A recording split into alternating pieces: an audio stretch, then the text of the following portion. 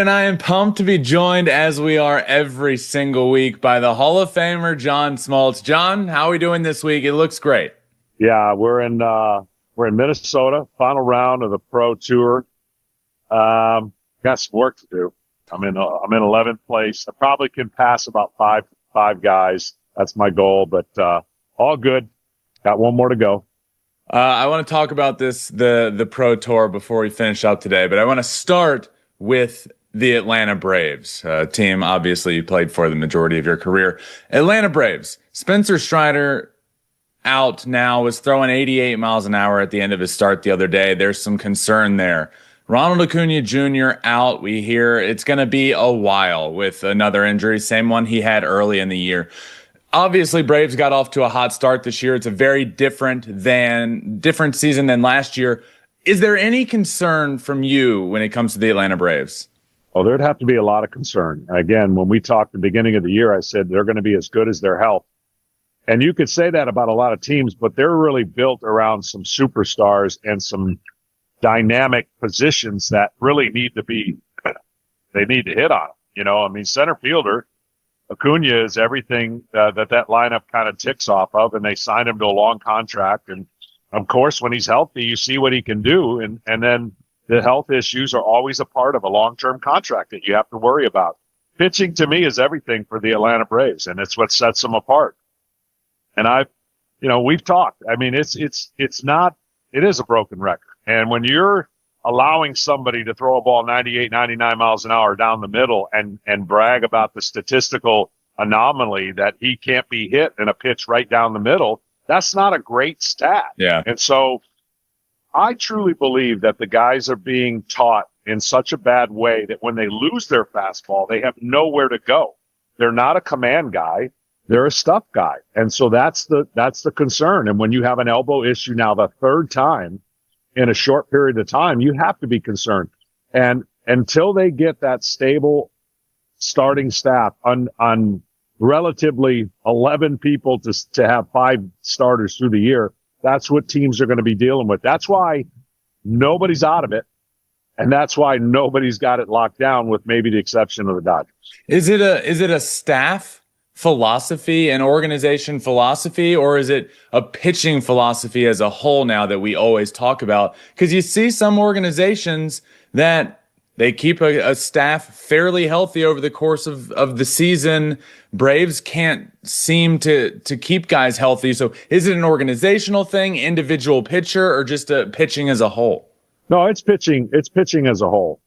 Because when you're looking for this stuff, you'll find it. When you're training for this kind of stuff, you'll deliver it. And then you just have to hope it's always there. And that's the problem. It's never always there. The Brewers have developed a lot of pitchers. The Rays have developed a lot of pitchers. They don't keep a lot of pitchers. That's the problem. And I think longevity is not an issue. If you're not concerned about longevity, if I draft a young man who's a stud, and I don't care if I have him for 6 years, then that answers the question of what we're looking for. Yeah. So it's the 3 to 4 year dominance. It's the 3 to 4 year 101 miles an hour. And then let everybody else deal with the ramifications of what comes with that. Yeah, absolutely. Sticking with pitching, Shohei Ohtani started the year by giving up 5 earned runs in his first 10 starts, John. In his last 2 starts, 7 earned runs. It certainly appears there is a blister he is dealing with. It appears to be pretty bad. It's to the point now where it's bleeding on the mound. He's wiping it on his pants. Do you think the blister is a big reason that we've seen these last 2 starts not be very good? Oh, absolutely. That is the worst thing. I know pitchers get called sissies or whatever, when they're never going to call him that because he's more than a pitcher. But you absolutely have to have your digits. You got to have your fingers and your feel for the baseball, and anything that has any hot blister, it's going to eliminate pitches. It's going to eliminate spinning a baseball, more than you want to. And depending on where that blister sits, it's going to eliminate a lot of other things, and command. So 100% blisters are pitchers' nightmares. But the reality is that's what people don't understand about pitching. You have to have every facet working. You can't have them blister on your toe. You can't have anything that allows you to alter the way you deliver a baseball. Low back tightness. Everything has to be in order. And that's why starting pitchers, you need 4 days, 5 days, because there's so many things that you have to rely on when it's that given day that you're supposed to perform. I was trying to explain to listeners and watchers the other day I pitched in college. I know a little, but I can't exactly explain as well as you could what a blister affects. But I said the last bit of zip on a ball, that extra bite on off speed. Can you explain exactly? It's on his middle finger. Can you explain what that does? Yeah, that's where the blisters typically come. It's the inside part of your middle finger that really has the last kind of pressure point, whether it's a split finger or a slider. And, you develop callus, and the callus gets to the point where that's perfect, right? You can't, I know it sounds crazy, but I would never try to get my hands wet during the season because you never wanted your skin to be soft. So if I went in a hot tub, I'd wear a rubber glove. If I was doing the things that you have to do, you don't want that because you train all spring training and you get in the off season to get that callus, because once that callus is developed, unless it cracks, unless you have a nail. That's the other thing. Your nails are super important. And if you get a crack in the nail, that's where you get the tension and the pressure that comes along with, throwing a baseball. Yeah. John, the Seattle Mariners are going to a full-blown piggyback situation. I don't know if you heard about this, but they tried it earlier in the year with a couple of their starters, Bryce Miller and Luis Castillo.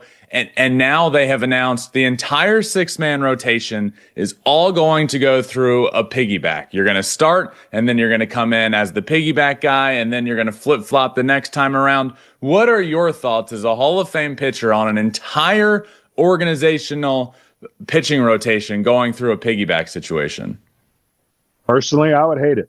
There's nobody in my generation that would have even come close to liking it. Pitching is rhythm. Pitching is structure. Pitching is getting that ball every 5 days. But philosophically, it sounds great. And on paper, it's great. Hopefully it works. You got to have a total buy-in. And I'm sure they've talked to everybody and tried to convince somebody this will be a healthier version of the way the season goes, and they don't have to make a tough decision on somebody. But I can't imagine having that routine being disrupted or altered in a way that you are programmed to do something. Yeah. And I know people that sit at home go, oh, what's the big deal? It is a big deal because, I'll use a corny illustration. Let's just say on your computer, you can get all the information you want. You work daily on your computer, and somebody in the team and the boss or the organization says, hey, we're taking away your computer, work on your phone. Can you get it all done? You would say, yeah, but it's going to take longer. The screen's not bigger. You're going to be uncomfortable. You can get it done, but I know people think that it's just an interchangeable part. It's no big deal. It is to a lot of pitchers a pretty big deal. So hopefully it works for Seattle. They're blessed with a lot of great arms, and they do have an extraordinarily difficult travel and all the things that come along with it. The place, believe it or not, now I'm going to say something that I thought I never would. The place where that would work and the place where I've always promoted that should be the case in a 4-man situation is Colorado. That's what I would do in Colorado, and because of the atmosphere and the altitude and all the issues and how hard it is to pitch 5 innings in Colorado. That's what I've always said, that you should go to a 4-man rotation. Once every 4 days, you ask one guy to go 3 to 4 innings, and you piggyback and you have this rotation. But they're going to try it in Seattle, and we're going to see how it goes. Wow, that's interesting. I like that. Last one for you this week, John. What were your immediate thoughts? And maybe I'm breaking the news to you, but what were your immediate thoughts when you heard that the Home Run Derby is going back to just swings? And the first round, 20 swings, second round, 15, final round, 15. No more clock in the Home Run Derby. Did you have any feelings about it?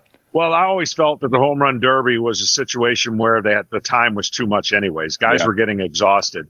So I think the biggest thing is whatever the elements are, give them the opportunity to not be exhausted. Yeah, I would love to see a scenario where opposite field home run is worth more than a pull side, and maybe even straightaway center. I would have zones to give the guys creativity to, if they're down, and they could get more points, by going the other way. That's the way I think, because I think these hitters to the pull side, it's pretty easy to hit a 440, 450 home run. But if you can do that to the opposite side or center field, then you can get some more points and be rewarded by zones. And we have all the technology to do that. So hopefully maybe down the road you can do that as well. How was that John Smoltz 4:00 BP the day before he was starting? How was that? I had stupid pop. Like I literally, I could hit home runs with just about anybody, but it was BP 5 o'clock hitting. And when I got in the game, I just tried to rip it. I did. I tried to hit a homer. We had nothing to lose.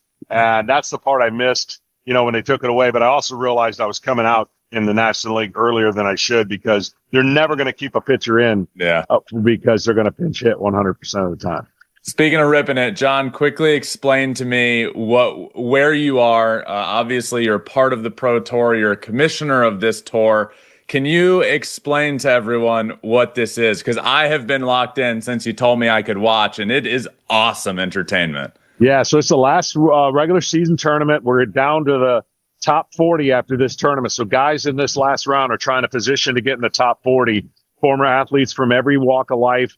And then basically we get into the playoffs in August, the top 40, and then the top 40 go to the final 30 in September. And Black Desert, we're going to be in Turning Stone in August. This is about as competitive as it gets when your expiration date of your sport is gone.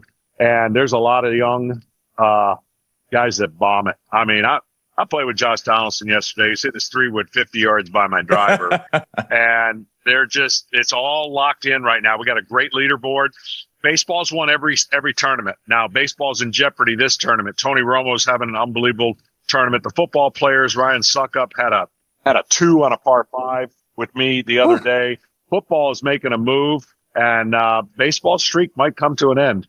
It's awesome. I'm at the East-West Classic in Alabama. I was sitting next to Aaron Hicks on the plane yesterday down here, who's been a big part of the tour, won a lot of the tournaments. And he was saying it's so cool coming together with these athletes and some of the greatest ever from different sports and realizing all in one place how different each athlete from your sport, like how different each sport is. And then you put them all in the same room and it's just like, whether it's a surfer or a skateboarder or a hockey player or a baseball player, all putting them together. And he's like, it's the best time ever.